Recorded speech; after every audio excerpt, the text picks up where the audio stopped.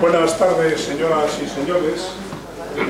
Hoy sí que hay razones para agradecerles de corazón que estén presentes por este tiempo tan desapacible. Pero bueno, gracias a todos. Y bueno, vamos a continuar la conferencia que ya tuvimos el día 17, ¿verdad? Sí. Yo lo que le ruego es que no empecemos todos a la vez, no tenemos al trapo, porque la conferencia del día 17 era, digamos, un prolegómeno a lo que vamos a explicar hoy.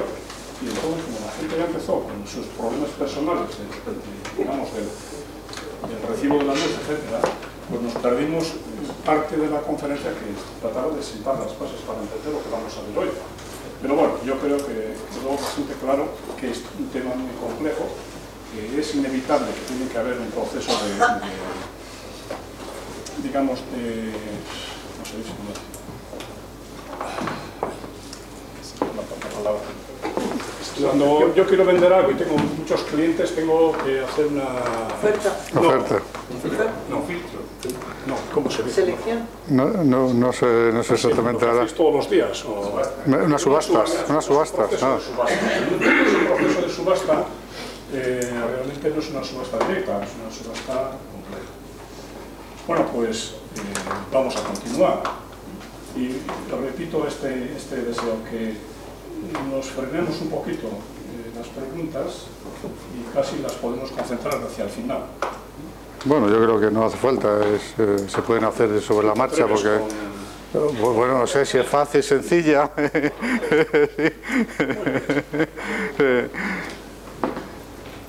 Muy bien, pues si queréis empezamos. Bueno, pues buenas tardes a todos. Y hoy vamos a continuar con esta charla, como decía muy bien Gabriel. Y como el otro día estuvimos hablando de que parecían que eran cosas por ahí muy etéreas y era muy difícil de entender, y yo aquí lo que veo... perdón, no había quitado esto, y esto sí que es un error. Pero perdonad un momentito, que vamos a apagarlo, y es la mejor forma de evitarnos problemas. Vaya, ahora no se quiere apagar.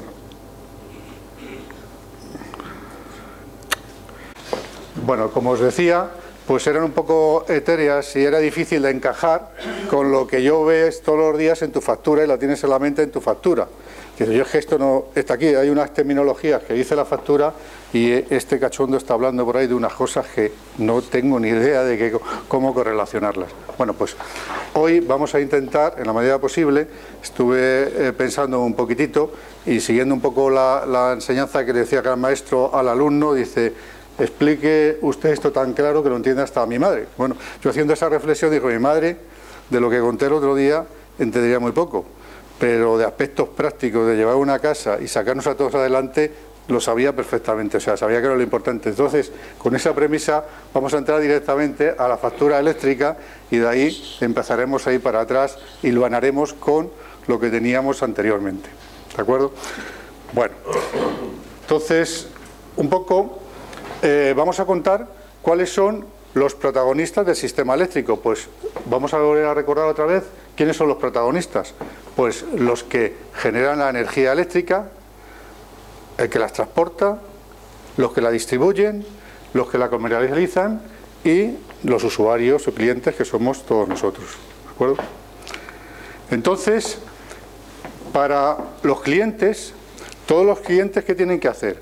Pagar una tarifa de acceso, dependiendo del consumo, tener una cantidad, etcétera, y luego pagar la parte de energía que requieren para utilizarla en sus propios hogares. Entonces, ¿qué tipos de contratos se pueden dar? Pues el primer contrato que se puede dar es que tú vas en un mercado libre, a pesar de que tú tengas una potencia instalada por debajo de 10 kilovatios, tú dices, yo no quiero estar en la TUR, entonces me voy a ir al mercado libre, voy a ir a un comercializador y lo que voy a hacer es contratar con ellos una energía, o sea, contratar el contrato de la luz. Y ahí contratas la tarifa de acceso y también contratas la energía. Y por eso te da un precio. ¿De acuerdo? Y eso sería, ya vemos, en una contratación libre. Otra cosa que puedes hacer es, yo voy al distribuidor, seguro que en vuestra casa tenéis un distribuidor que será Iberdrola, Gas Natural, Endesa, etcétera, y a ese distribuidor contratas la tarifa de acceso. Y luego te vas a un comercializador y le puedes contratar, en este caso, a un comercializador y le puedes contratar la energía que él te va a vender a un precio. Ese precio te lo puede dar cerrado o te lo puede dar indexado al precio de mercado, con lo cual te va a estar fluctuando, como tú quieras. En la primera, el riesgo lo asume el comercializador y en la segunda lo estás asumiendo tú. Que el mercado, lo que está saliendo en el mercado es más bajo, pues paga menos, que es más alto, pues paga más. Esto es una cuestión de gestionar el riesgo.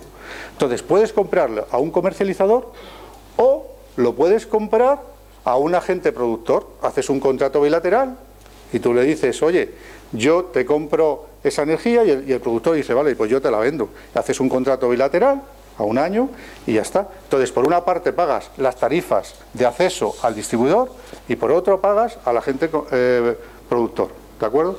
Y la otra es, si tú tienes por debajo de 10 kilovatios de potencia instalada, te acoges a lo que llaman la tarifa de último recurso, que ahora ya no es tarifa de último recurso, desde el 1 de enero se llama la tarifa voluntaria del pequeño consumidor. Es una terminología, sí. Pero eso no hace mucho no existía, ¿no? Claro, eso... No lo han metido. No. Eso... Tanto tiempo, ¿no? Sí, eso existía desde hace mucho tiempo, porque desde que se liberalizó el mercado eléctrico en 1998, ya existía. A partir de, en 1 de enero de 2003, existía porque todos usuarios, pasamos a ser consumidores cualificados. Entonces tú podías contratar a un comercializador libre. Pero ¿qué pasaba? Que como estaba la tarifa integral que se llamaba, esa tarifa integral que era controlada por el gobierno y no permitía que subiese por encima de un determinado valor, por debajo del IPC, para que no les destruyese el IPC y tal, entonces ¿qué pasaba? Que en el comercializador libre, al precio como subió las materias primas, sobre todo los productos petrolíferos, producir energía eléctrica costaba más caro. ¿Y qué pasa? Que la energía costaba más cara. Al costar más cara, ellos salir al mercado no les compensaba venderlo libre, porque era preferible que fuese a la tarifa integral. Entonces, ¿qué pasa? Pues que los comercializadores prácticamente se arruinaron. Lo único que pasaba era que las grandes compañías que tenían comercializadores pues subsistieron porque tenían otras actividades. A partir del 31 de julio del 2009, entonces sí, ya se establece lo que llaman la tarifa de último recurso. Y entonces empieza la comercialización. Entonces, esa tarifa de último recurso está ligada a lo que llamábamos a las subastas CESUR. Entonces, en el comercializador libre consigue pues unos precios en el mercado, o porque se lo compra a un productor o porque él tiene producción propia, más barato. Entonces te pueden ofertar más barato. Entonces a partir de ahí es por lo que ha empezado a florecer. Entonces, ese es la reacción. Pero las comercializadoras estaban desde que se instauró la liberalización del sector eléctrico. Que es Fenosa, que es Iberdrola, que es Indosa, sí, claro. Y ahí es donde nos dirigimos.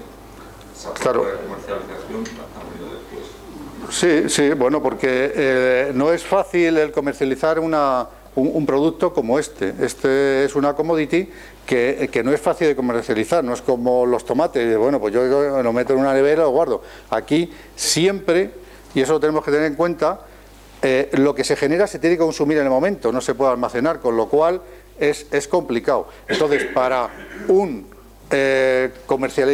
para un usuario como tú, pues cualquier productor pues no le es rentable, no le interesa. O sea, tú, porque dice, bueno, vale, yo hago un acuerdo contigo para suministrarte energía. ¿Cuánta energía quieres? Pues no sé, cuando se me ocurra voy y doy al interruptor. Y digo, parece que hay mucha luz, y la apaga, y el otro tiene que parar. Entonces, claro, como ves, no es un producto tan sencillo, en ese aspecto, ¿de acuerdo? Bueno, entonces, como estábamos hablando, está acogerse a la TUR, que la TUR, en teoría, en un mercado liberalizado, no tiene por qué existir, o sea, es una tarifa refugio, que es final, quiere decir, que es para que tú siempre tengas, de acuerdo con esa ley, una garantía de suministro. Entonces, si tú te pegas con un comercializador por un momento y rompes el contrato, mientras negocias otro contrato, tú tienes que tener garantizado el suministro. Y entonces, para eso te puedes acoger a esa TUR. Pero la TUR, en cualquier sitio liberalizado, es un refugio y que te sale mucho más caro que en el mercado libre, pero bastante más caro, del orden del 20 o 30% más. ¿De acuerdo? Entonces, lo que pasa es que aquí, al intervenir el gobierno, ¿qué pasa? Pues que no quiere que eso se le desmadre y entonces todo el mundo se está acogiendo a eso, pero es que eso es totalmente ficticio, porque no se está ajustando a los costes reales de lo que es producción de energía eléctrica. Bueno, luego lo veremos esto. Bueno, pues estos son los 3 tipos de contratos que tú puedes hacer. ¿De acuerdo? Entonces vamos a ver ahora pues una factura, la tan temida factura, pues esta es la factura. Entonces lo que vais a ver aquí en la factura, que siempre veréis un término de potencia, que veréis en la factura, un término de energía, un impuesto eléctrico, que eso va a la comunidad correspondiente, un alquiler de equipo, que eso normalmente es de medida, que eso lo normal es que si lo habéis comprado no lo tienen por qué cobrar, y luego el IVA correspondiente. Esto es lo que vais a ver en la factura, ¿de acuerdo? Entonces, sí, vamos a ver cómo está la estructura de costes, para luego ligarlo un poquitito con la factura. Vamos a ver. En los costes del sistema, aquí hay 2 formas. ¿Cómo ingresa el sistema eléctrico, en este caso la Comisión Nacional de Mercados y Competencia, cómo ingresa? Pues a través de las distribuidoras, lo que vosotros pagáis en la factura de la luz, ¿de acuerdo? Y por eso, al año 2012, lo que ha ingresado son 14.695 millones de euros, ¿de acuerdo? Y por otra parte, dice, ¿qué es lo que se gasta el sistema para esas tarifas de acceso? Pues se gasta 6.483.000 en pagar el transporte y la distribución. Eso tiene un canon, que se paga un peaje, tanto del transporte como la distribución. Hay 8.586 millones de euros que se paga por las primas del régimen especial. Eso cada año. Luego, atrasos, que eso es lo que llaman el déficit tarifario. Y el déficit tarifario, que ahora lo hablaremos, eso se paga 2.647 millones de euros. Luego hay 1.622 que son los extracostes extrapeninsulares, porque se decidió que por producir en las Islas Baleares o en Canarias es más caro, entonces con respecto a lo que cuesta producir en la península, porque nosotros estamos conectados con la red internacional europea, eso sobrecoste de esa energía lo iba a asumir el sistema eléctrico peninsular, ¿de acuerdo? Y luego hay otros, pues que están los costes permanentes del sistema, los costes de diversificación y seguridad de abastecimiento, etcétera.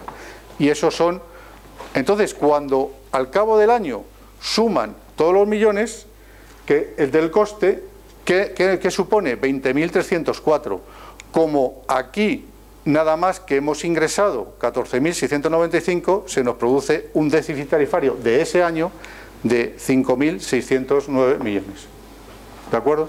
Y ese es un déficit que lo que hacen es, hasta un momento determinado, a las compañías eléctricas, a las 5 compañías importantes, decir, tú ese déficit le reconozco, pero tú lo tienes que financiar. Entonces ellos lo que iban eran entidades financieras o a bancos y titularizaban esa deuda, se quedaban los bancos con un determinado interés y a partir de ahí lo periodificaban en 15 años. Entonces, esa deuda se iba periodificando en 15 años. Si vamos a verlo, vamos a ver, bueno, esto un poquitito, el déficit tarifario. Si veis aquí, os he puesto que esto se empezó a hacer desde el año 2001. En el año 2001, no sé si aquí lo veis, esto, quizá con la mesa lo veis, esto de aquí abajo. Bueno, en el año 2001, pues fue cuando empezó el primer déficit. ¿Por qué? Porque los costes no cubrían todos los costes y el gobierno no se atrevió a incrementar por encima del IPC el precio de la luz. Entonces, como interviene ahí, pero dice, como yo he intervenido y como estas son las reglas del juego y yo he intervenido, yo te reconozco ese coste. Y entonces, ¿qué dice? Bueno, pues para enmajarar eso, lo que hacemos, como entonces era muy poquitito, pues bueno, lo que hago es, te reconozco ese coste, tú te vas a una entidad financiera, a ti te cobran un determinado fee o unos intereses y lo periodificamos en 15 años. Es como pedir una hipoteca, ¿vale? Y el plazo de carencia, y luego ya empiezas a amortizar en 15 años. Entonces, digamos que a partir del 2002, en los gastos se van a ir metiendo la 15ª parte del déficit más los intereses, ¿de acuerdo? Entonces, en el año 2002 llega y sigue sin cubrirse todos los costes, con lo cual otro déficit, como no se atreve a que eso, subir la tarifa, pues entonces resulta que ese coste lo periodifican en 15. El 2003 y el 2004, pero llegamos al 2005 y se produce un incremento importante de las materias primas y a partir de ahí tenemos un déficit tarifario muy importante, del orden de 4.000 millones de euros. ¿Y qué pasa? Pues que lo vas periodificando. Entonces, ves que cada año llega un momento en que esto se va acumulando y estábamos por orden de 20.000 millones de déficit acumulados. Los teníamos periodificados. Y claro, y esto no era sostenible. Entonces, en el año 2009, ya sacan un Real Decreto Ley y dicen, esto no es sostenible, tenemos que conseguir reducir este déficit, porque cada vez aunque esto bajó, la tendencia era ir creciendo. Entonces, establecen un plan para ir reduciendo el déficit tarifario y que en el 2013 sea 0 de déficit tarifario. Entonces, ¿qué pasa? Que ya en el 2010 consiguen, en vez de que sea es esto. Entonces, como ven que no lo cumplen, sacan otro Real Decreto y dan un poquito más de déficit tarifario para el 2011 y 2012. Y en el 2013 que fuese 0. Pero, ¿qué pasa? Que cuando estaba acabando el año 2012, resulta que la Comisión Nacional de la Energía dice al Ministerio, ahora vamos a hacer la liquidación de 2012 y tenemos un déficit tarifario no de 0 en el 2013, sino de 10.600 millones de euros. Entonces, ante eso, el gobierno lo que hace es tomar unas medidas drásticas. Y dice, de momento vamos a 6.000 millones, conseguir 6.000 millones. ¿Cómo? Pues cobrando un impuesto en la producción a las centrales nucleares, a las centrales hidráulicas, de 3.000 y pico millones. De las primas que estamos dando al régimen especial, le vamos a quitar 1.100 millones. Y le vamos a incrementar a los usuarios, pues un tanto por ciento. Entonces, le suben a los usuarios, quitan a las empresas, o les ponen un impuesto, y a las de régimen especial les quitan, le retienen una prima. O sea, lo que hacen es quitarle una prima. A pesar de eso, al finalizar el 2013, tenemos 3.600 millones de euros. ¿Por qué?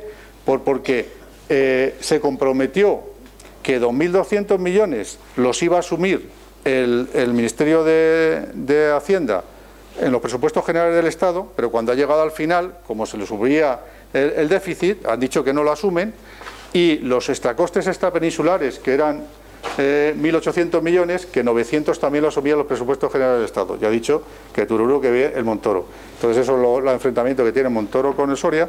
¿Y qué pasa? Que ha dicho que no, con lo cual ha que generar un déficit de 3.600 millones. Entonces, cuando previsiblemente se hablaba de 0, pues resulta que no son cero, son 3.600 millones de déficit que tenemos en este año. Y del año 2013, que lo tienen que asumir las empresas, estas 5 empresas que hablamos. A partir de ahora hablaremos de la reforma, que va a cambiar un poco. Entonces, con todo este déficit, tenemos acumulado 30.000 millones. 30.000 millones, que es una realidad, que eso ha sido los distintos gobiernos que no han querido. Entonces, a un nuevo usuario que ahora contrate la luz, está con una rémora que va a tener que pagar la parte alícuota de 30.000 millones. ¿De acuerdo? Eso es un... Bueno, las primas de régimen especial, pues una cosa parecida. En un momento determinado hay una apuesta, bueno, a través de la Unión Europea, decide que quieren que para el 2020, pues hablaban del 20-20-20, que era la reducción del 20% de las emisiones de CO2, y el establecer el 20% de energías renovables. Entonces, España en ese aspecto pues se apuntó y estableció un plan de fomento de energías renovables. Entonces, claro, había tecnologías que estaban muy poco maduras, y entonces lo que había que incentivarlas para que se metiesen, digamos, capital privado en esas tecnologías para desarrollar fomentaban el empleo y además diversificabas el mix de generación con nuevas tecnologías. Entonces, ¿qué pasó? Que el plan de fomento de energías renovables era más o menos que tenía que llegar al 2010, estamos hablando de fotovoltaica, esto lo hemos cogido como un ejemplo, tenía que llegar a 371 megavatios instalado en el año 2010. ¿Qué pasó? Que aquí esto como las 7:30, o te pasas o no llegas. Entonces, ¿qué pasa? Que si pones una prima de régimen especial muy bajita, pues la gente no ve negocio y no se mete. Si la pones muy alta para animar a la gente, pues si se tiran todo de golpe, pues... ¿Y qué pasó? Pues que se lanzaron y dieron para el preregistro competencias a las comunidades autónomas. Y entonces, con inscribirse en el preregistro, tenían derecho a esa Real Decreto que aseguraba esas primas. ¿Qué pasó? Pues que la Comisión Nacional de Energía, ya en el año 2007, alerta y dice que cuando llega al 85% del objetivo de los 371 megavatios instalado, que eran pues el 80%, que eran pues 320 o 330, avisa y dice, que ya estamos en el 85%, así que os queda nada más que un 15%. Y entonces todas las comunidades autónomas que habían ido, fondos de inversión, inversores, terratenientes que tenían ahí su huerto para montar ahí su fotovoltaica y que venía ahí un negocio a 25 años con unas primas deslumbrantes, pues dice, todas las comunidades, que nosotros, que es que estamos aquí acabando el proyecto, que no sé qué, no sé cuánto, y entonces da un periodo de gracia de un año. Y entonces lo que tenían que haber sido 371 megavatios son 3.900 megavatios, que con una reglamentación a 35 años, digo a 25 años, y luego eso garantizando esas primas. Entonces, ¿qué pasa? Que claro, cuando tú empiezas a ver que, de acuerdo con el plan de fomento de energías renovables 2005-2010, que en el 2010 tú tenías que pagar de prima de fotovoltaica 200 euros, estás pagando 2.200 al año. O sea, que aquí tendríamos que pagar 200 euros y estábamos pagando 2.000 millones, 2.200 millones. Y eso cada año. ¿Y qué pasa? Pues que ahora cuando cogemos todas las primas de régimen especial, pues resulta que, veis la tendencia, esto no tiene fin, cada vez va más. ¿Por qué? Porque además, como ya están inscritas en el preregistro, el año pasado ya hubo 140 más de fotovoltaica, 300 megavatios más, porque ya estaban en el preregistro, con lo cual, digamos que siguen incrementándose más potencia instalada cuando nos sobra potencia, y que eso van a ser 25 años a pagar estas primas, con lo cual esto es totalmente insostenible. Entonces, ¿qué ¿Qué pasa? Pues que claro, el gobierno llega un momento en que dice, esto no puede ser, hay que hacer una reforma eléctrica. Esta reforma la tenemos que hacer ya. ¿Por qué? Porque si no la hacemos, esto se nos va totalmente de las manos, y es verdad, es que se va de las manos. Y entonces, lo primero que está haciendo es decir, vamos a cortar esta sangría. Primero, más impuestos ya a las compañías eléctricas no le podemos poner, porque ya le hemos puesto 7 megavatios por kilovatio producido, que ya no le podemos subir más impuestos.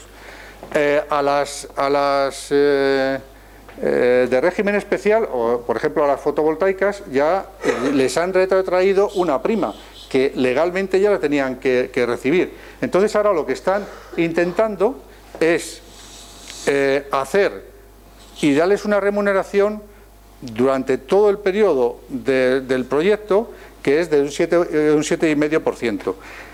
Eso, si lo aplican con carácter retroactivo, hay ya muchas plantas fotovoltaicas que ya han recibido de más, con lo cual ya no recibirían más la prima. Con lo cual, ¿qué pasa? Pues que se están empezando a ir ya fondos de inversión a arbitrajes, ya no solo a Estados Unidos, sino a través de la Carta de la Energía en Europa ya están haciendo arbitrajes internacionales que nos va a gastar carísimo. Pero alguna solución hay que dar al tema de las primas de renovables, porque eso no puede en ese aspecto seguir creciendo. Entonces, si ahora nos cogemos la parte de energía, cuando vas a un comercializador que va a comprar en el mercado, el precio que él obtiene o que a ti te asigna es este de aquí, como podría ser en este caso de las subastas CESUR. En las subastas CESUR han ofertado y te han estado ofertando este precio. Pero a este precio, que es lo que te cuesta la energía, no es lo de las subastas CESUR, sino a eso hay que sumar unos extracostes. Unos a través de los sobrecostes de ajuste, que esto es por los servicios de regulación secundaria, los de reserva terciaria, los servicios de gestión en tiempo real, unos pagos de capacidad, que es por tener disponibles instalaciones como pueden ser los ciclos combinados para entrar cuando no pueden entrar las eólicas. Entonces eso, por estar ahí disponibles para poder funcionar cuando no pueden funcionar las eólicas, entonces eso hay que pagarles un pago de capacidad. Y luego las pérdidas. El hecho de que 10 kilovatios que tú produces o 100 kilovatios que tú produces hora en una central, cuando llega al consumidor ha perdido pues 14 kilovatios hora. Entonces eso lo tienen que prorratear y lo tienes que pagar, ¿de acuerdo? Porque producirlo lo ha producido el productor y eso hay que pagárselo. Entonces a ti el precio en el coste de la energía estás pagando un 70% de lo que es la propia subasta en el mercado diario o a través de las CESUR y un 30% de extra costes, ¿vale? Eso para que vayáis viendo un poquito. Entonces, bueno, el precio medio final, para que veáis esto de lo que es la energía, sin discriminación horaria, que podía ser para la TUR, esto es lo mismo, ¿eh? Esto es el término fijo de la tarifa de acceso, esto sería el término variable, este es el margen de comercialización y este es el coste estimado de la energía. Y esto sería el precio medio final que tú tienes un consumidor acogido a la TUR. Esto en marzo del 2013. En abril de 2013 vemos este, que es distinto a este, ¿de acuerdo? Porque no todos los trimestres son iguales los precios. Entonces, ahora, si hacemos un desglose de la factura, entonces decir, de todo lo que yo he pagado, el 35, si imaginamos 100 euros, 35 euros lo he pagado para la energía. Si estamos hablando de la TUR, para la energía. Y dentro de esa energía es solo el 70% la parte que es la de las subastas CESUR. Porque lo otro ya te lo meten independientemente de que vayas a un comercializador o que vayas a la TUR, ¿de acuerdo? Y el resto son las primas del régimen especial O sea que, digamos que de cada 100 euros que tú pagas, 21,8 estás pagando para esas primas de régimen especial.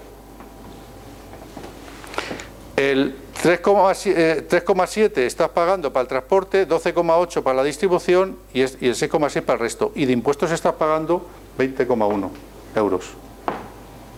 ¿De acuerdo? Entonces, de cada 100 euros, esto es lo que estás pagando. Entonces, ¿qué puedes tú gestionar? De esto nada. Esto te lo dan. Vayas al Mercado Libre o vayas a la Tour. Y tan solo de esta parte el 70%. ¿De acuerdo? ¿El 20 es el IVA o no? ¿El IVA está ahí? El IVA está ahí, está ahí. ¿Por qué es menos del 21, no? Bueno, es que muy buena la pregunta. Muy buena la pregunta. Pues por una sencilla razón, de que si os fijáis aquí, este es el 2012, y en el 2012 hasta el 1 de septiembre no empezó el IVA al 21, estaba al 18 y subió al 21, y eso es una... Es el IVA. Pero es buena la puntualización. No, pero realmente es que un recibo de 100 euros, el IVA se aplica sobre 80 más o menos, o sea que por eso no es 21%. Claro, pues es que en este caso es lo que te he dicho, que es que está hecho en el 2012 y en no, IVA3. Sí, pero en cualquier caso, si tú pagas 121 euros de recibo, 21 euros son de IVA.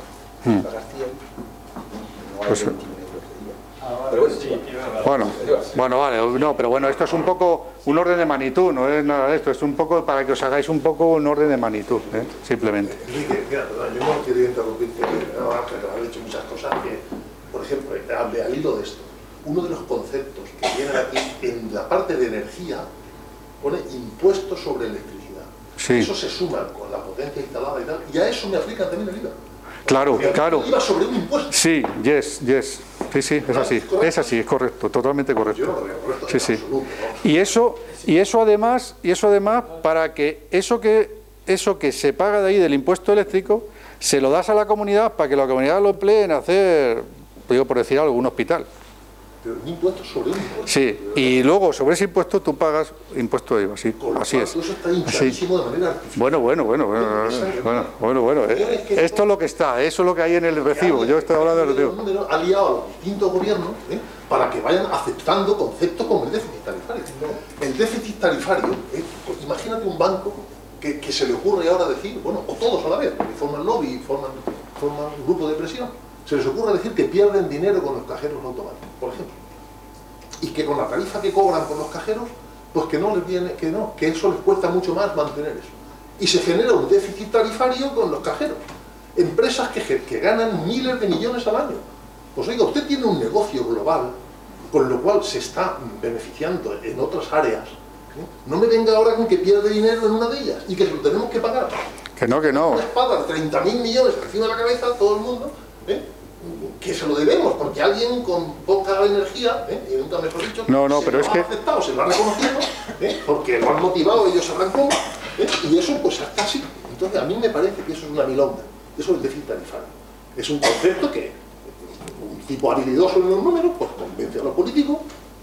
Ingeniería financiera. Y ahí lo tenemos. No, pero bueno, independientemente de lo que puede ser la ingeniería financiera, no, lo que pasa que es que tú en un mercado, si a ti te suben las materias primas, tú por producir te cuesta más caro. O sea, el que tú metas la cabeza del ajo y digas, yo no lo voy a subir, todo el mundo que monta un negocio, todo el mundo que monta un negocio, pues si no, habrá años que le va mejor y otros que le va peor. Entonces, ¿por qué tienen que pagarle todo? O sea, es que cobran hasta las pérdidas, es decir, te cobran absolutamente todo. O sea, las empresas eléctricas son perdona, intocables y hay que llenarles todas sus arcas, todo lo que se les ocurra pedir. Que no, Leonardo, vamos a ver. Vamos a ver. Tú convéncete de una cosa. O sea, una cosa es que, porque ahora lo vamos a ver aquí con esta gráfica, lo vamos a ver mucho más claro. Vamos a ver. Una empresa de entrada, si estás en un mercado liberalizado, está para ganar dinero, no va a perderlo. Eso eres consciente. Ya lo ganan. Vale. No. Bueno, gana, pero bueno, pero vamos a ver. que lo ganan, sí, pero te quiero decir, pero que está para ganar dinero, ¿vale? Entonces, hay cosas en las cuales que, en lo que tú estabas diciendo, que ellos en esos no ganan nada, que a ellos le están metiendo en un problema. Vamos a ver, fijaros en los problemas que le metes a una compañía como puede ser Gas Natural, Endesa e Iberdrola. Ahora, por ejemplo, que es el problema que hay, como ya se acabó, porque en teoría en el 2013 no tenía que haber déficit tarifario, pues resulta que había un fondo de amortización del déficit tarifario que se creó, una organización que se encargaba de ir a los mercados y titularizar esa deuda. Como ya no existe, pues ahora han cogido y han dicho, esto las compañías lo tienen que asumir, esa deuda. Se la reconocemos, pero claro, tienen que conseguir ellos dinero, tienen que pedir el préstamo para cubrir esa pérdida. No, perdona. Pero ¿qué pasa? Que si ellos ahora tienen que ir al banco a pedir, ¿qué pasa? Que incrementan su nivel de deuda, aunque tengan una deuda reconocida. Incrementa su nivel. El incrementar su nivel de deuda, ¿qué supone? Que le penaliza en el rating. Si le penaliza en el rating, todos los a través de esas agencias que existen de inversiones y tal, que te califican, al subirte a ti o te bajan la calificación, hay todos los préstamos que los tienen indexados a esa calificación, y si le bajan esa calificación automáticamente le suben los intereses de los préstamos que ya tiene concedidos, con lo cual le suponen mucho dinero, que no les interesa. Si ellos lo que no quieren, que la suma el Estado, que quiera, pero que ellos no quieren. No tenían por qué haberse reconocido, eso forma parte de... ¿Pero por qué? Pero si es que ellos... Que no, pero si es que ellos han ofertado, si es que eso... Ellos han ofertado en un mercado. Entonces, vamos a verlo ahora aquí, para que veáis un poquitito en la gráfica esta, intento ver a ver si nos centramos un poco en el tema. Vamos a ver. Aquí os he puesto el número de consumidores y la energía consumida. Entonces, si nos fijamos por aquí, vemos que, por ejemplo, aquí tenemos que están acogidos a la TUR, que son aquellos que tienen por debajo de 10 kilovatios de potencia contratada, y acogidos a la TUR son 16.535.000, porque esto está en miles, son 16 millones. Pero la energía que están consumiendo no llega a 3.000 gigavatios hora. En cambio, hay aquí 102.000 consumidores que están consumiendo casi 6.000, el doble. ¿De acuerdo? Entonces, para una empresa, ¿a qué le ha interesado? Pues a las empresas, como puede ser las grandes empresas, les está interesando vender a que son 102.000, con lo cual son mucho menos clientes y es más fácil, y además su consumo es mucho más continuado. A este. Entonces, ¿qué pasa? Incluso podría ser que realmente de estos 16 millones, consumen solo el 16% de la energía. Entonces, para las grandes empresas, lo que están haciendo es venderles a esto. Entonces, cuando van aquí, digamos, a la TUR, van ya, digamos, con todo vendido, que es lo que decía el otro día. Entonces, lo que les queda, o las energías que quedan, con lo cual son más caras. ¿Qué pasa? Que en esas subastas SESUR son más caras. Por eso yo decía que es una tarifa refugio. ¿Por qué? Porque es para garantizar el suministro, pero es siempre mucho más cara. Lo que pasa es que ahí lo han mantenido cautivo y la gente por inercia sigue estando aquí. Pero aquellos que están por debajo de 10 kilovatios y han ido a la comercialización libre son ya 8.800.000. Esos podían acogerse a la TUR, y estos posiblemente estén poniendo un precio por debajo de la TUR. Por ejemplo, la Renfe le tiene que costar mucho más barato. Hombre, claro, pero es que lo que te decía, vamos a ver, no es lo mismo que la Renfe te haga un consumo continuo. Las grandes empresas dicen, yo tengo mis instalaciones, y le viene la Renfe y dice, yo te consumo en base todo esto. Pues perfecto, yo arranco, me voy y dejo esto en automático y estoy produciendo, y cada uno le vas a dar el mismo precio.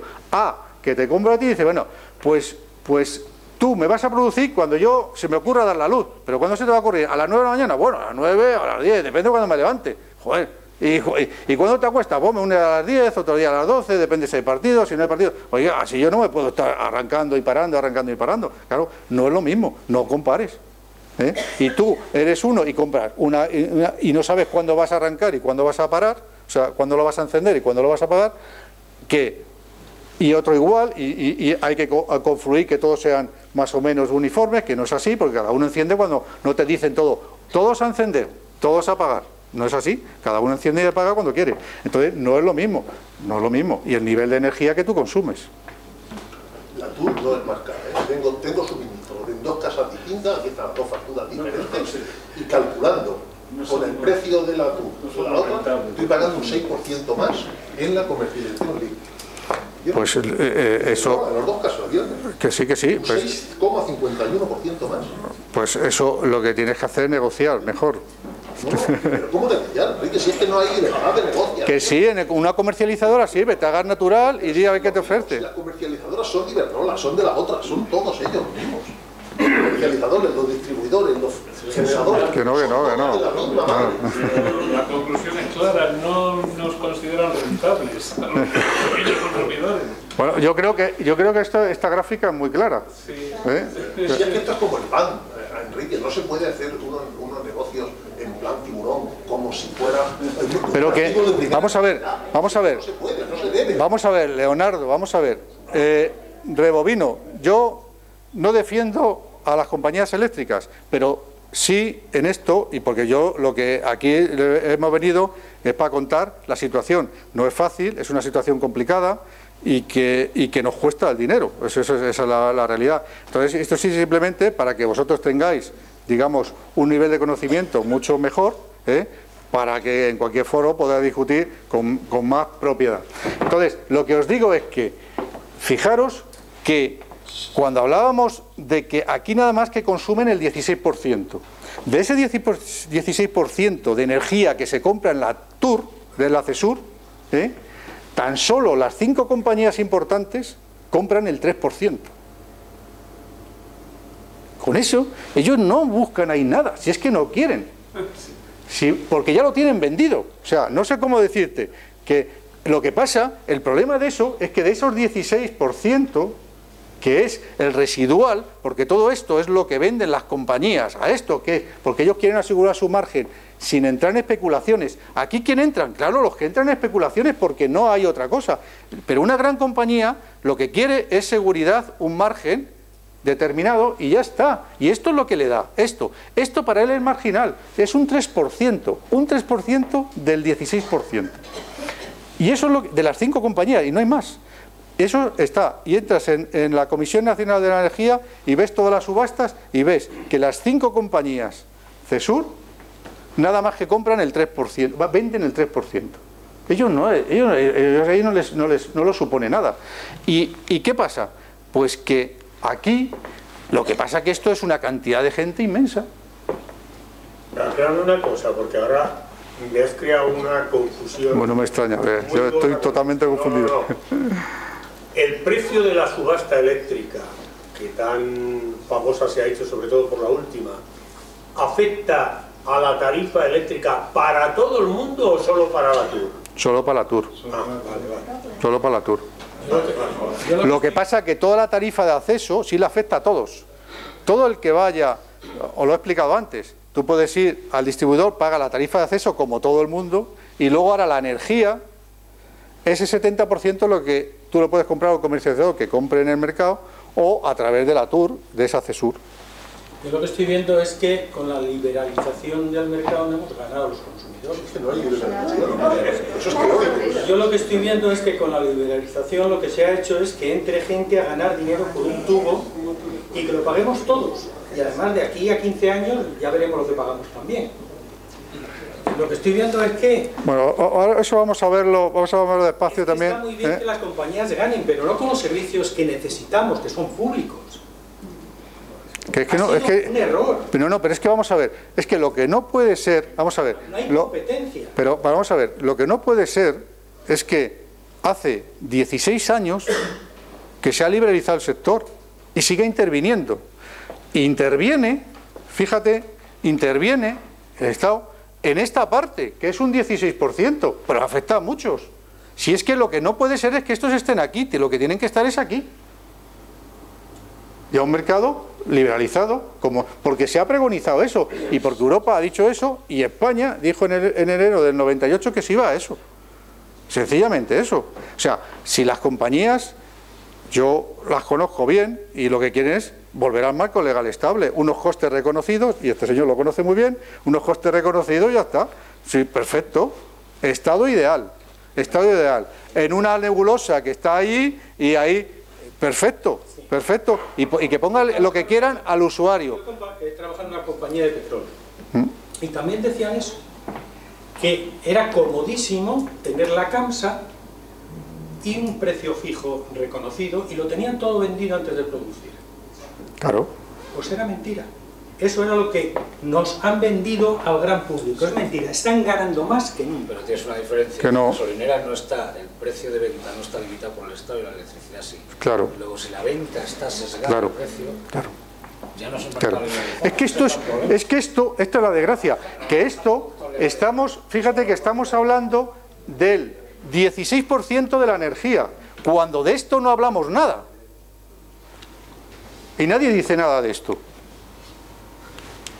Y lo único que se quejan estos de aquí no es por la energía, se quejan por las tarifas de acceso, porque ese déficit tarifario y esas primas de régimen especial la tienen que pagar también ellos.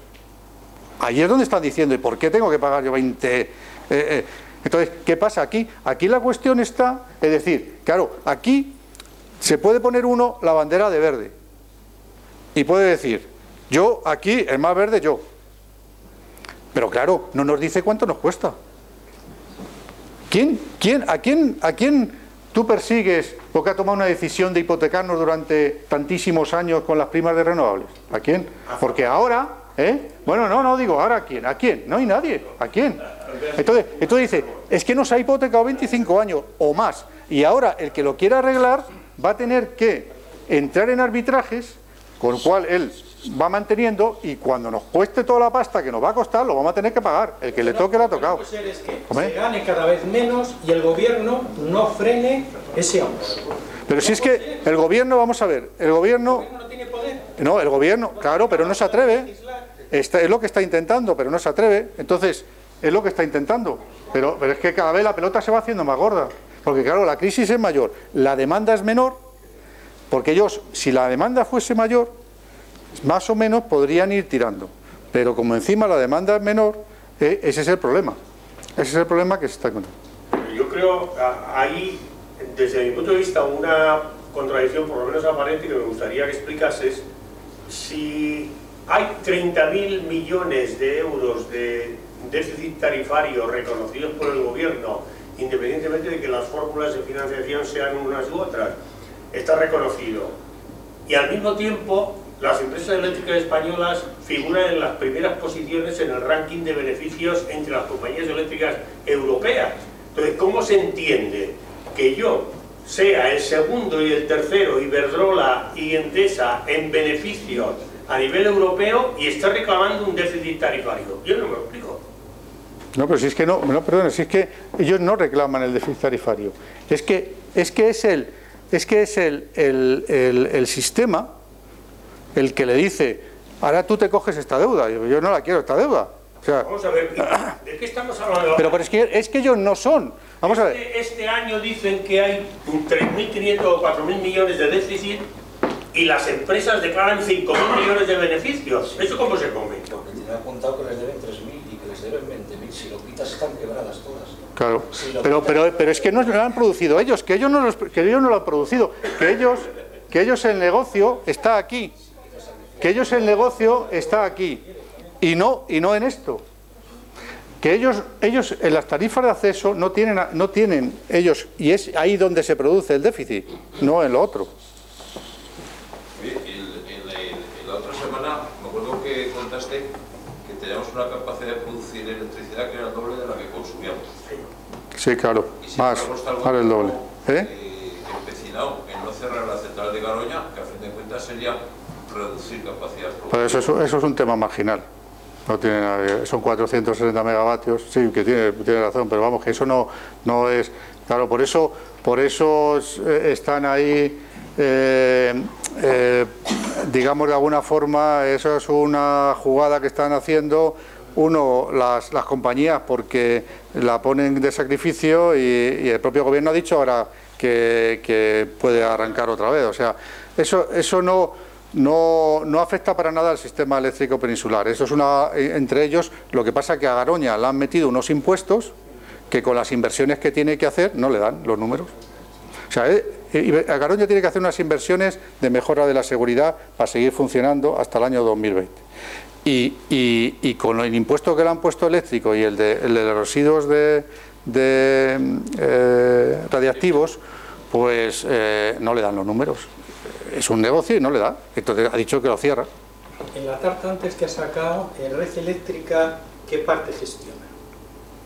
Red Eléctrica, nada, el Red Eléctrica anterior, en esta, no gestiona, es esta, la parte de transporte 3,7. ¿Transporte y...? Transporte, no, la distribución son los distribuidores de cable que te llega a ti, y eso nada más que cobran un peaje. Ha ganado un montón el año pasado, un 38%. Sí, bueno, eso... Es decir, que ¿quién regula al regulador? Bueno, él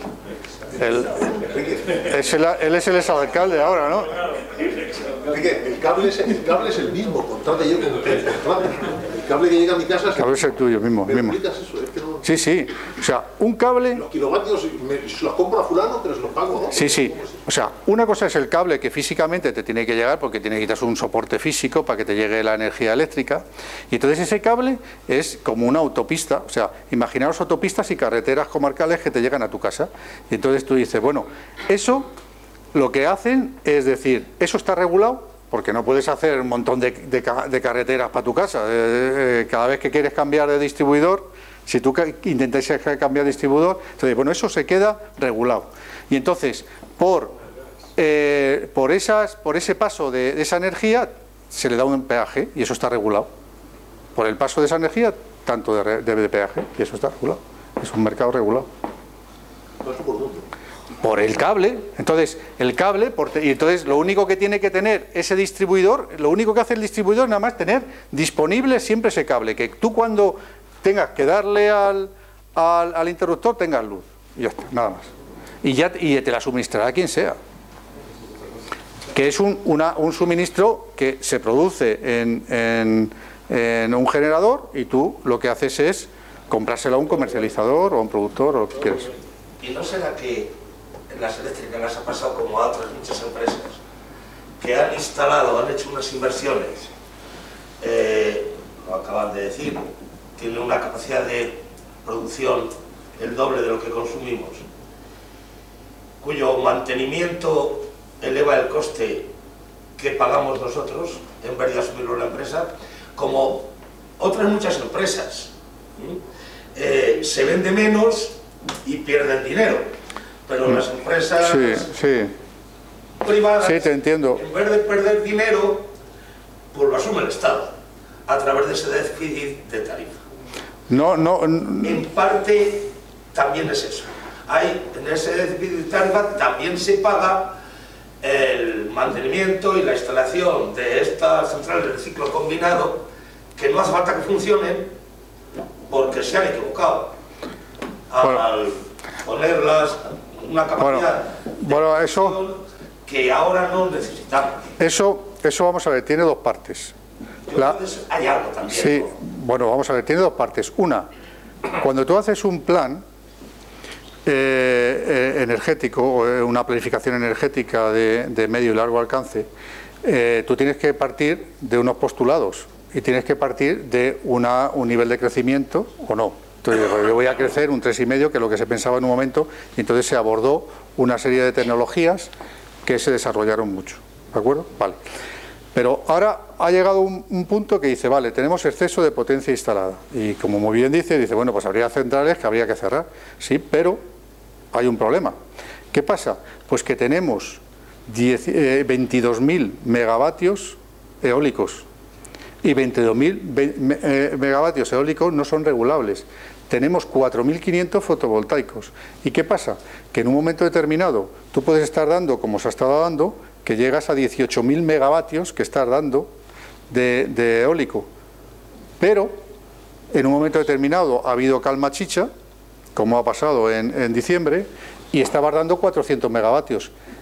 Y esa diferencia de 17.000, os lo conté el otro día también, son el equivalente a 17 centrales nucleares de 1.000 megavatios, que son las más potentes que tenemos. De ciclos combinados, pues serían unos 25 o 30 ciclos combinados. O sea, y si no estuviesen eso, que esa es la energía soporte, tú si dabas al interruptor, seguro que no tenías luz. Sí, tú... Voy a comprar. Sí, ¿a quién? A Francia. ¿A Francia? Por ejemplo, claro. El problema... Sí. Es más barato que lo que nos ponen aquí. Sí, vamos a ver. Eso está claro. Eso está claro. Vamos a ver. Punto 1. Francia, primero, una de las cosas que estaban... cuando hicieron la liberalización del mercado eléctrico y en el Tratado de Lisboa, se le forzó a Francia, porque Francia no era partidaria de la liberalización, se le forzó a Francia a la liberalización. Y entonces lo que tenía que hacer, nosotros estamos en el sistema ibérico, porque también encontramos a Portugal, estamos prácticamente en lo que se entiende en el sistema eléctrico en isla. Y lo que nosotros tenemos que estar es unidos al sistema europeo. Entonces el problema son las interconexiones. Entonces Francia no quiere las interconexiones. No. En este caso concreto, si nosotros tuviésemos más interconexiones, entonces digamos que hasta la frontera nosotros ya tenemos instalados 2.400 megavatios y los franceses están racareando, creo que este año ya la van a poner, pero tendríamos que tener como mínimo, de acuerdo con el Tratado de Portugal del 2003, 4.000 megavatios. Y como tú dices, tú no lo compras a Francia. Si nosotros tuviésemos esa capacidad de interconexión, nosotros podríamos vender, porque nosotros tenemos un exceso de capacidad. Y nosotros sí podríamos vender también. O sea, que lo mismo que puedes comprar, puedes vender. O sea, que eso lo que pasa es que el problema que lo tienes es con las interconexiones con Francia. Ese es el primer problema. ¿Cómo pasará por Cataluña entonces? Bueno, eso es otra cosa. En Francia EDF es el 70% nacionalizada. Sí, claro. Una empresa claro. de producción de energía. Claro. Nacional, no sé qué obligación hay de liberalizar según el Tratado de Lisboa, porque en Francia no... No, porque no quieren, entonces, sencillamente. No hay obligación de liberalizar. Bueno, sí, hay una directiva europea, lo que pasa es que los Estados miembros la van cumpliendo como quieren. Ellos no quieren y no les interesa, claro. Y tienen ese tapón aquí en la frontera, claro, esa fastidiado, sí, clarísimamente. Sí, una recomendación, que el coste de la energía allí sea más barato y por tanto toda la producción de bienes en Francia sale más barata que aquí. O sea que el Estado tenga un peso, el peso decisorio en el coste de la energía allí, está suponiendo que los productos franceses son más competitivos en todo el mundo respecto a los españoles. Claro, lo que pasa es que tú tienes que contar que el 70% es energía nuclear. Bien, pero no solamente en Francia el costo económico es mayor, en Italia también, en Alemania también. En Italia no más. ¿Más que España? No. ¿Algo más? Que no. Italia es mucho más caro y te puedo enseñar gráficas que no. En Francia no. El problema que tiene precisamente Italia, paró hizo el parón nuclear y él tiene que producir con una dependencia energética exterior muy grande y además comprar la energía a Francia, y Francia se la cobra, claro. ¿Y Alemania? ¿Cuál es el caso? Alemania Alemania lo que tiene es un proyecto de meter el 80% para el 2050 del 80% sea renovable, pero ¿qué pasa? Que él ha hecho una apuesta muy importante por las renovables y ahora se están dando cuenta de que con esas primas no es viable. Esto venía ahora en la prensa del otro día, no lo voy a poner. ¿Cómo regulan en Francia con un 80% renovable? ¿Cómo regulan la capacidad? No. El papel que aquí decías que hacía la cogeneración, ¿cómo lo hacen en Alemania con Con un porcentaje tan alto de renovables. No, eso es lo que proponen para el 2050, no lo sé cómo lo van a hacer. Es que eso no sé cómo lo van a hacer, porque ellos lo harán mucho a través de hidráulicas, me imagino, no lo sé cómo lo harán. Porque ahora la renovable no solo es la eólica, no lo sé, porque ellos sí están teniendo también problemas de estabilidad de red y lo están intentando corregir. Y en este del ajuste ahí de tarifas y todo esto, ¿no puede influir algo también la gestión de las diferentes empresas eléctricas? Sí, claro, no cabe duda. Porque yo creo que en el ánimo de la mayoría de la gente pensamos que algunas de estas es el refugio de muchos políticos y de mucha gente que, con unos enormes sueldos que están gestionando la vida. Puerta giratoria. ¿O no? Pues eso, hombre, sé que están ahí. Felipe González, Aznar, el otro. No digo nada, eso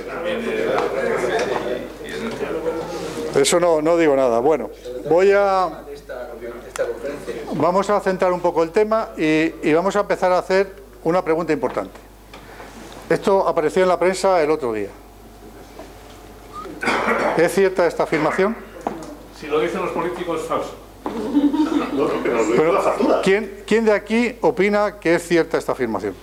Bajó un 3,1 para familias. Pues, sí. Dice que Industria asegura que la luz bajó en el 2013 para las familias. Que no sabemos echar cuentas. Que no sabemos echar cuentas. Poca confianza tenéis en los políticos. Eso se sabe comparando facturas, ¿no?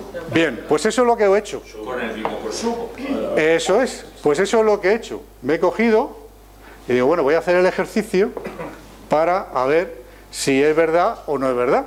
¿Entiendes? Porque muchas veces nos cuentan y entonces, pero claro, cuando escuchas que no puedo decir los improperios, tacos y eso que escuchas hasta en prensa, que has leído, y en tertulianos, pero ¿cómo es posible que este sea el caradura que pueda decir esto y tal, no sé qué?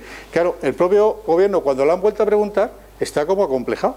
Entonces, bueno, pues yo lo que he cogido y ha sido de la Dirección General de Políticas Energéticas, hay unas resoluciones que te dicen las tarifas que te aplican cada trimestre, porque cada trimestre hay una subasta CESUR y entonces te da el término de potencia y te da el término de la energía, ¿de acuerdo? De esas tarifas CESUR. Y entonces en esta podemos ver que en el primer trimestre este es el término de potencia en euros kilovatios año y este es el término de energía. Y si os fijáis, en cada uno de los trimestres el precio no es el mismo, porque está relacionado con la subasta CESUR, con lo cual los kilovatios que tú consumes aquí no los pagas igual que aquí, y no los pagas igual que aquí, y no los pagas igual que aquí. Y en el año 2013 pasa idem de los idem. Hay un aumento enorme ahí en el cuarto trimestre de 2013. Sí, vamos a ver. No, esto es lo que se ha producido, que luego lo veremos, precisamente en la reforma eléctrica. Lo que han querido hacer es, como ellos quieren arañar como sea, por decir, una forma de arañar es subo el término de potencia y entonces penalizo a las segundas viviendas. ¿De acuerdo? El término de potencia es el fijo que nos cobran independientemente de los kilovatios que nos den. Y entonces, ¿qué pasa? Pues que eso te lo han subido para que el que consume muy poquito, que tiene una casa por ahí, pero como es una segunda vivienda, ahí te han subido y ese es el precio, eso te lo han subido. Como consecuencia... Sí. Esto estamos hablando de la TUR. Entonces estamos hablando de la TUR. Entonces... La diferencia compensa los ligerísimos descensos que ha habido en el resto de... No, esto es lo que te van a cobrar en ese trimestre en la factura que tú tienes. Entonces, si yo ahora he hecho el cálculo y entonces he cogido y he dicho, bueno, voy a suponer que he consumido al cabo del año 23.800. El primer trimestre, 9.000. El segundo, 6.300. El tercero, 1.200. Y el cuarto trimestre, 7.300 kilovatios hora. Con una potencia instalada de 5,5, vemos que lo que hemos pagado en el recibo en total es, en el 2013, haciendo ese vídeo, es un 5,85% menos. Si yo cojo 8.000 y pongo 2.000, 2.000, 2.000 en cada uno de los trimestres, vemos que en cada trimestre pagamos distinto. Y en este caso, para que veáis que no se paga lo mismo un trimestre que otro. Entonces, en este caso, vemos igual que es un 4,16% menos en el 2013. En el 2013 pagarías menos. ¿Has pagado menos? Respecto al 12. Al 12. Entonces, ¿qué pasa? Que claro, aquí ya empiezan las combinaciones monetarias tomadas con 60 a 60. Quiere decir que cuando yo digo que el precio, cuando hablen de esos precios medios, porque claro, el precio medio, claro, esto es como si tú estás en una finca en la cual tú ganas los 600 euros y los que están ahí en la finca, pues el resto pues gana, son políticos de esto y ganan los 20.000 al mes, ¿no? Y tú los 1.000 escasos, ¿no? Pues el sueldo medio, pues joder con el medio. O sea, las medias estas, cuando estás hablando de, ¿me entendéis?, de tantísimos usuarios y tantos niveles de consumidores, unos que son más, otros menos, y hace una media, la media esa, joder, esto es práctico. Quiere decir que si vosotros cogéis y me dais cualquiera de vosotros el consumo que habéis tenido, lo ponemos aquí y vemos lo que pagarías en el 2012 y lo que pagarías en el 2013. Y en todos los casos, veis que está por debajo.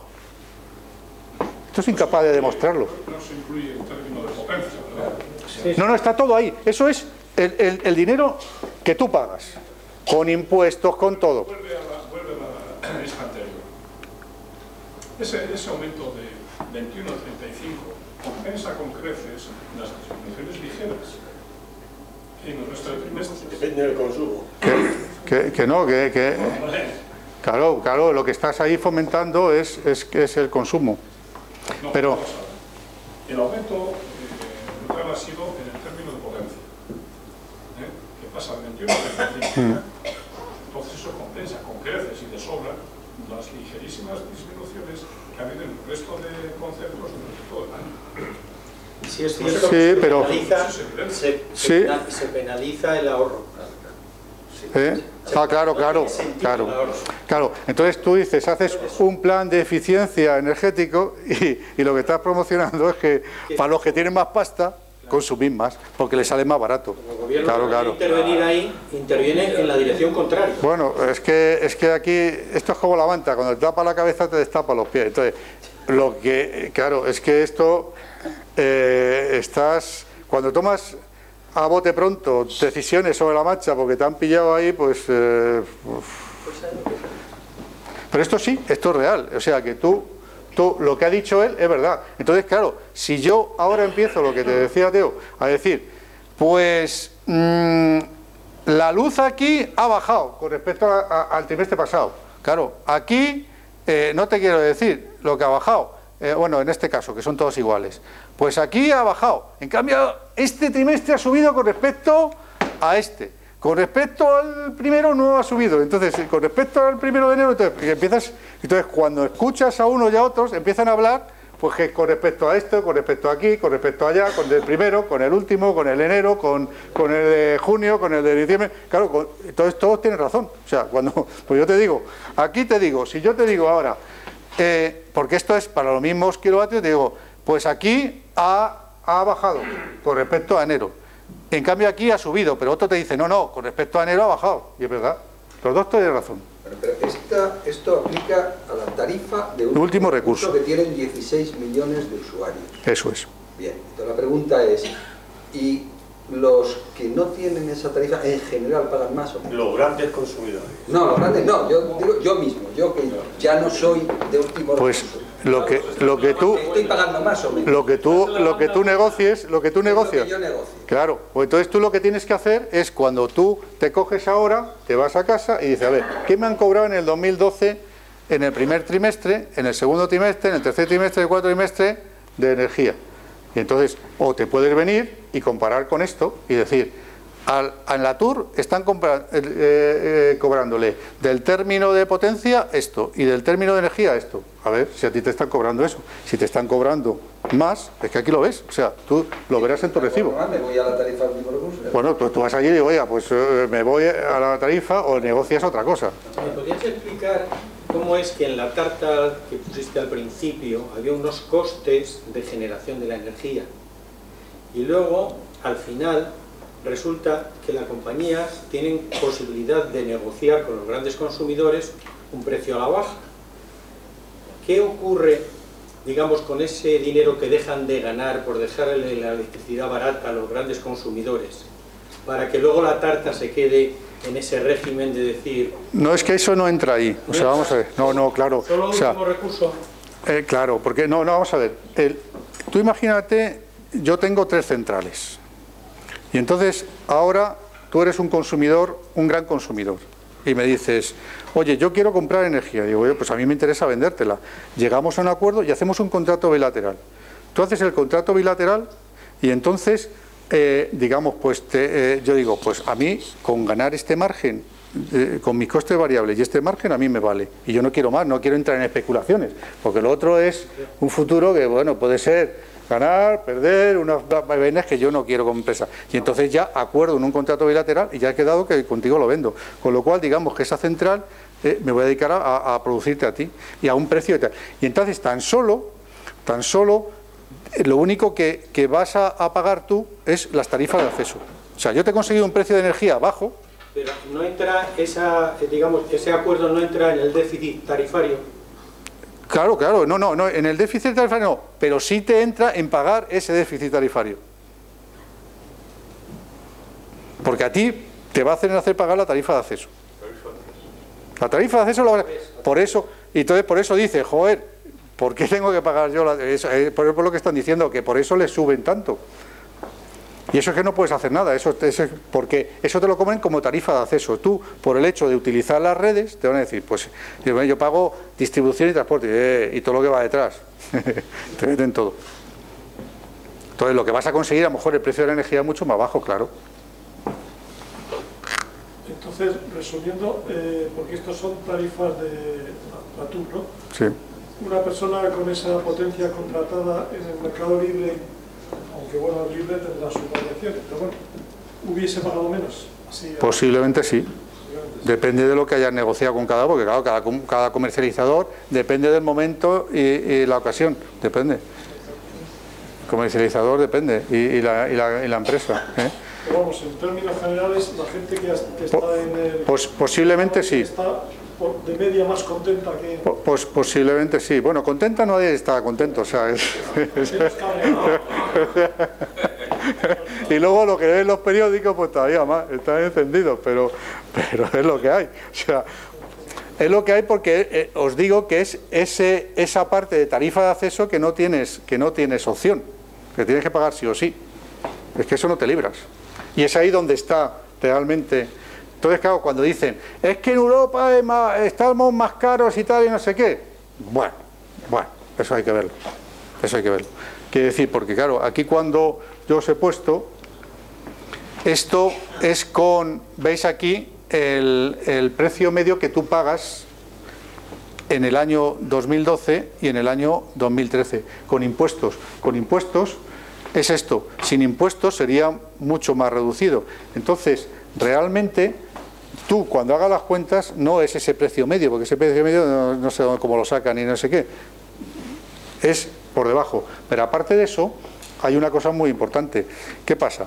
Pues que hay en países que lo que han hecho es decir, bueno, pues las primas al régimen especial, en vez de financiarlas a través de la tarifa, lo que vamos a hacerles es unas exenciones fiscales, un plan de inversión, I+D. Entonces, claro, eso ya te lo quitan, es como si esto te lo quitan. Como si ahora hubiese conseguido el señor Soria convencer al señor Montoro y llevarse los extracostes extrapeninsulares, pues son 1.800 que se pasan ahí a los presupuestos generales del Estado y entonces tú la tarifa pues paga menos. Consigues que las primas también se lo pasen a ellos porque dice que eso es una cosa, pues se lo pasan y claro, tu precio baja, tu precio va a bajar, pero claro, se lo han metido a otro, una cosa todavía más grande que ahí queda mucho más oculta, con lo cual... Claro, es que al final pagarlo vas a pagar. O sea, lo que pasa es que, bueno, al estar entre todo eso metido... Es llevarlo a otro bolsillo, ¿no? Claro, lo pagas con uno, lo pagas con otro. O sea, pagarlo lo pagas, eso seguro, ¿eh? Entonces está... Eso es. Entonces, bueno, pues aquí un poquitito lo que he hecho ha sido decir, pues qué panorama los espera. Pues un poco para... Bueno...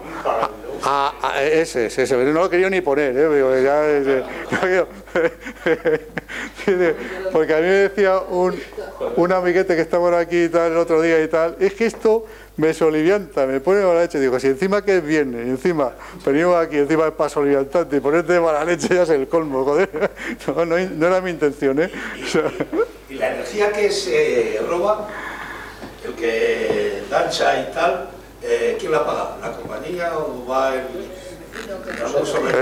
lo pagamos todos? Eso, ¿Qué capítulo? Como que se pierde, No, eso por la compañía de las compañías, que eso no sé cómo lo harán. Eso las compañías lo declaran y tal. Y... El 3% del robo. Es que está aumentando, Claro. Sí, pero bueno, pero eso pasa en todos los sitios. O sea, ¿qué pasa si en la comunidad que tienes, pues hay uno que dice a tomar por saco de la luz y coge y engancha con la escalera? Y pega el cable y lo engancha de la escalera. ¿Quién lo paga eso? Pues y encima no paga la comunidad.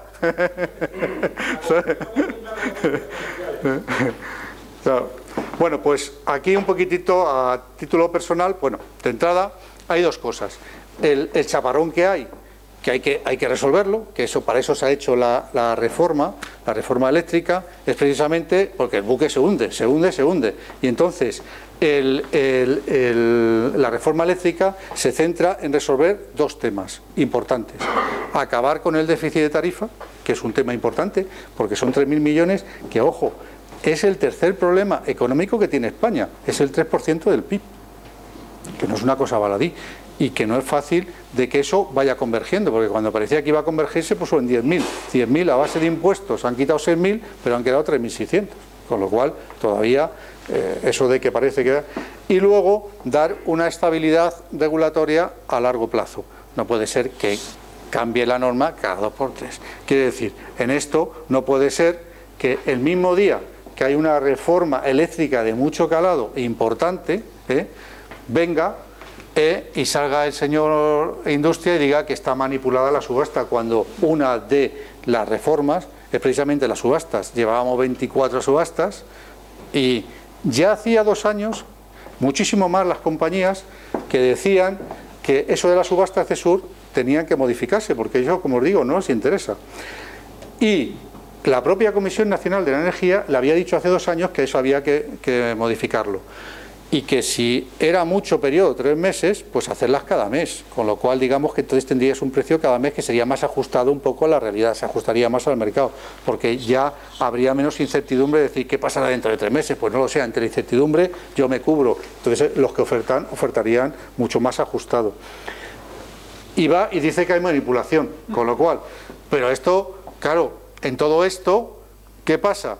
Que el Soria huye hacia adelante, el recibo de la luz se fija en Wall Street y tal, no sé qué, que puede ser los traders, que son los que compran y venden energía europeas, vienen aquí a comprar energía y dicen, bueno, aquí va y dice que esto está manipulado, porque si esto es un mercado que está establecido, están establecidas la regla del mercado, y claro, y a todo esto, pues claro, no te quiero decir, el PP aprueba su reforma eléctrica con ayuda de CIU, la oposición se compromete a derogar la reforma eléctrica, 14 partidos políticos se comprometen a derogar la ley de eléctrica. Dice, imaginaros a un inversor extranjero o a un trader, dice, bueno, si han hecho una reforma de calado y el propio ministro ya dice que están manipulando.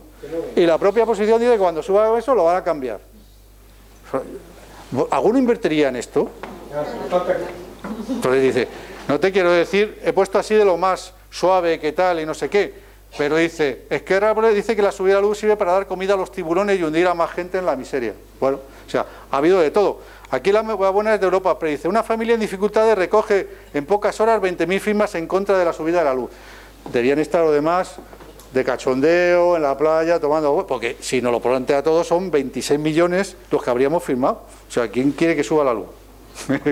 Que muchas veces en las preguntas que hacen los periodistas, el otro día me preguntaba y digo, es que claro, esa pregunta, pues yo quiero que suba la luz, no, yo no quiero que suba la luz porque yo la pago. O sea, que a cualquiera que lo pregunte o está loco o es que el tío no sabe dónde gastar el dinero negro y lo quiere gastar en la luz, pero vamos, si no, ¿quién? Está claro que la liberalización es la que ha conducido, igual que la globalización, a lo que nos ha conducido. También la globalización era lo ideal hace unos cuantos años. Libre mercado, bla, bla, bla, bla. Para algunos sí lo ha sido. Entonces, ¿a qué nos ha conducido la liberalización? No veo yo la ventaja, es como la gasolina tampoco. Lo que no puede ser es que si tú apuestas por una cosa, estará bien o mal, es una cosa. Lo que no puede ser es que te metas en medio y como se meten, además sin saber. Y entonces... y lo utilizan tanto unos como otros como arma política. Y eso es lo que la ha descojonado. Eso es así, eso es una realidad. O sea, y es que eso en eso no tiene solución, porque aquí tiene la solución. Aquí, ¿quién cree apaña en todo esto? O sea, cuando hablas con alguien externo, te dice, bueno, ¿y ahí? ¿A qué estáis jugando? ¿Qué es esto? Y tal. O sea, es que esa es la verdad. O sea, la verdad es que en ese aspecto, pues la imagen que se da en el exterior es floja. Es francamente floja. Igual que en otros campos. Bueno, en otros campos no sé, pero en esta que sí, y yo conozco, yo he estado en Bruselas recientemente, solo viaja con frecuencia, y me dicen, oye, ¿qué pasa allí? Pero si esto no es serio, algo que no es serio. Bueno, entonces, de esto ¿qué panorama nos espera? Pues, ¿qué he hecho en falta, en mi opinión? Pues una estrategia explícita energética. O sea, es decir, ¿qué es lo que queremos de cara al futuro, a medio y largo plazo? Y hacer una prospectiva para decir qué mix de generación nosotros queremos. O sea, los alemanes, no sé si les gusta o no, pero los alemanes dicen que para el 80%, para el 2050, pues ya se han posicionado. Los ingleses lo tienen muy claro. Estaba en Inglaterra... y el gobierno lo tiene clarísimo, ha dicho, mis centrales nucleares son ya muy antiguas y se van a parar. Entonces, ahora vamos a hacer un plan energético y ese plan energético es hacer centrales nucleares nuevas. Y entonces ha abordado un plan, pero que no es cuestionable. Otra cosa ya es que económicamente sea viable y se vea la rentabilidad, se dé unas garantías en cuanto a la regulación para evitar, porque son inversiones muy intensas en capital y he requerido una estabilidad, pero para eso tiene que ser un acuerdo que haya entre todos los partidos políticos para que no esté en eso como arma arrojadiza cada un día sí y otro también. ¿La reforma eléctrica está hecha ya o se va a hacer? ¿Cuál? No sé qué reforma eléctrica. No, la reforma eléctrica es la que ha aprobado en diciembre en el Parlamento con el PP y CiU. Pero eso nada más aprobarla fue cuando salió el Soria y dijo que la censura estaba manipulada. Pero esa reforma eléctrica iba encaminada únicamente a cortar el déficit de tarifa, ¿no? Iba a cortar el déficit de tarifa y a dar una estabilidad regulatoria. Y esa estabilidad regulatoria pasa por lo que se había comentado, que van a hacer que las instalaciones de régimen especial, hacerlas con una rentabilidad razonable. Y esa rentabilidad razonable va por tecnología, por tiempo que lleva y tal, y van a dar una remuneración. ¿Y qué pasa? Pues entonces todo eso es bajarle la remuneración. En algunos casos, si esa remuneración rentable que quieren poner del 7,5% va a obligar a que algunas instalaciones tengan que cerrar. Y eso que van a ir arbitrajes internacionales, denuncias, etc. Hombre, eso sí, pero eso será más tiempo, pero igual va recortando primas que no van a pagar, que no pagan. Oye, mira, en tu opinión, ¿Qué parte de ese exceso de capacidad instalada se debe al perfil diario de consumo? Nosotros hace 4 años, ya casi 5 años, cuando estuvimos viendo este tema de la energía, en esa época la capacidad instalada en energía renovable era relativamente pequeña todavía. Y entonces, incluso entonces, había un exceso de capacidad notable. Y lo achacábamos exclusivamente a lo que había entonces, que era un perfil diario de consumo muy desequilibrado. Han pasado 5 años, hay un parque de instalaciones renovables brutal. ¿Qué ocurre con esa capacidad instalada que no se utiliza? ¿Qué ocurre? Pues las centrales, es lo que comentaba antes, las centrales que son, que una compra una central de ciclo combinado, por ejemplo, pues esas han quebrado. Así de claro, esas han quebrado. Esa capacidad instalada que no se utiliza de forma continuada, digamos, ¿qué proporciones achacarle a las energías renovables? Porque ya sabemos que hace 5 años había capacidad no por las... achacarle al perfil diario de consumo. No, pero no por las energías renovables. Aquí el problema es que nosotros había unas previsiones cuando se instalaron esas instalaciones de un incremento de consumo del 3,5 anual. Y ese incremento de consumo no se ha producido, sino todo lo que subo. Hace 5 años ya había una claro. capacidad instalada muy grande. No tan grande como ahora. No como ahora. No, hombre, no como ahora. ¿Pero a qué se debe ese aumento? ¿El aumento? Sí, pues porque se capacidad instalada sin haber visto una necesidad. Pues porque se hacen planificaciones, vamos a ver, por una sencilla razón de que estás pensando, vamos a ver, daros cuenta que una central de un ciclo combinado, desde que inicias el proyecto, solamente en trámites legales son 2 años y en construirlo otros 2. Si tú ya le has empezado a hacer el estudio previo, no ha habido nadie, en el gobierno tampoco, porque el gobierno le interesa que tú, porque estás arriesgando tu capital, apuestes por esa energía, porque hay unas previsiones de crecimiento. Es que te estamos hablando de las previsiones de crecimiento en el año 2006, que a la energía que íbamos a consumir en el 2015, que era la leche. Entonces, ¿qué pasa? Que no hay nadie, porque piensan que no había crisis. Daros cuenta que había crisis, pero el señor Zapatero estaba diciendo en 2010 que no había crisis. Entonces, como no hay crisis, no hay nadie en el gobierno que sí era consciente en ese momento, Miguel Sebastián, que ya había que hacer algo o parar algún proyecto y no se atrevió a pararlo. Entonces eso han seguido haciéndose, porque no se hace en un día. Tú pulsas el botón y aparece una central de ciclo combinado. Eso lleva un tiempo. Y se han estado haciendo, claro.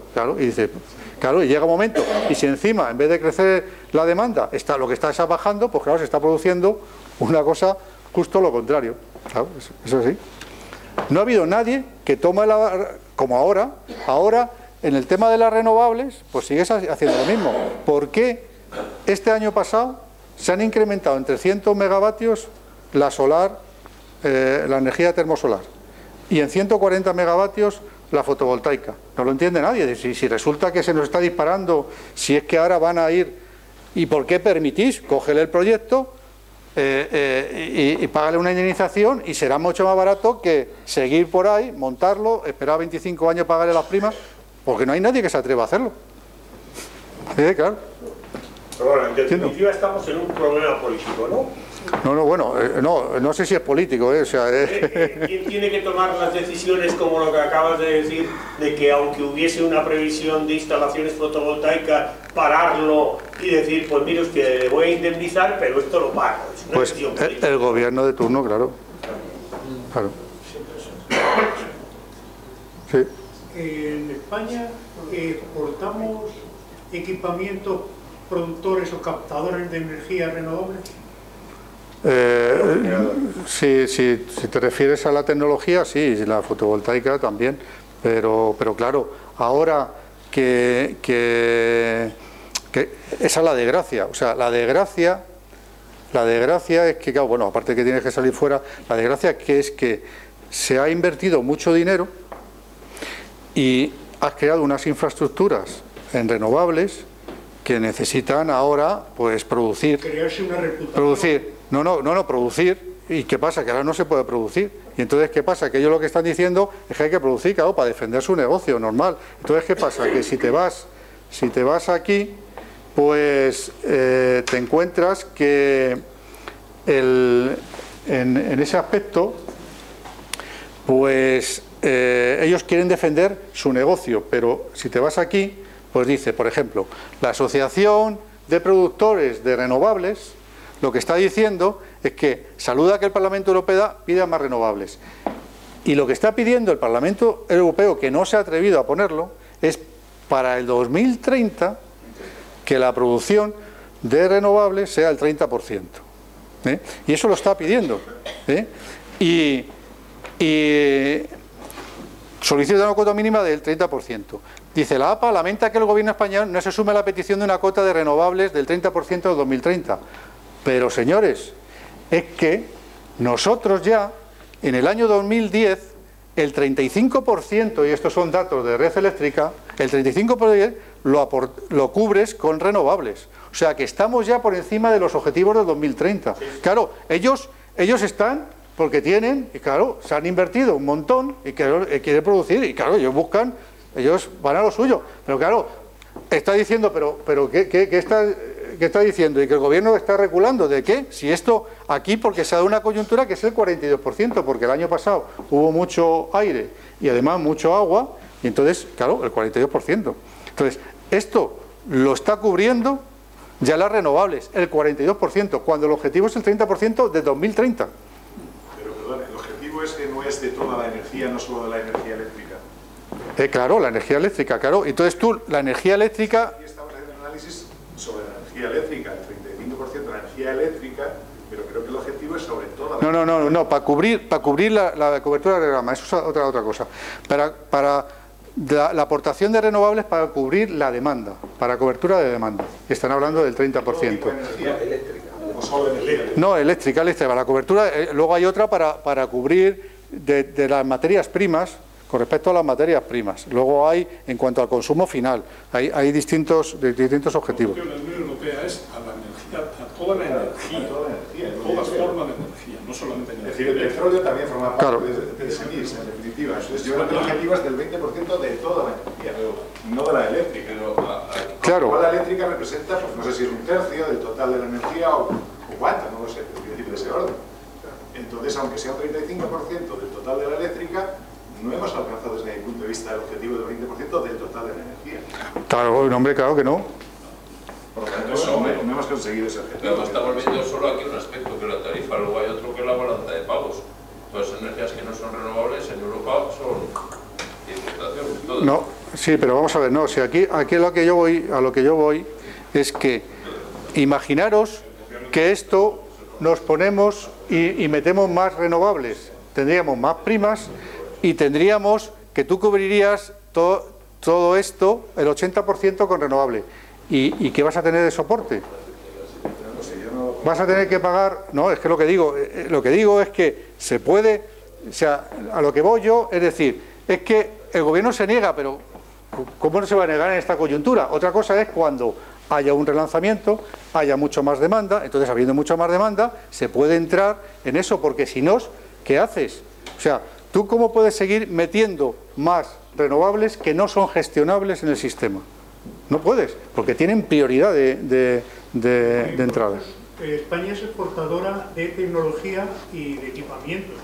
Está instalando en algunos casos, sí. Entonces tiene que procurar por el buen prestigio de los productos, que sean, no, porque esto, superar aquí la producción, pues también nos llevaría un poco a darnos contra el muro.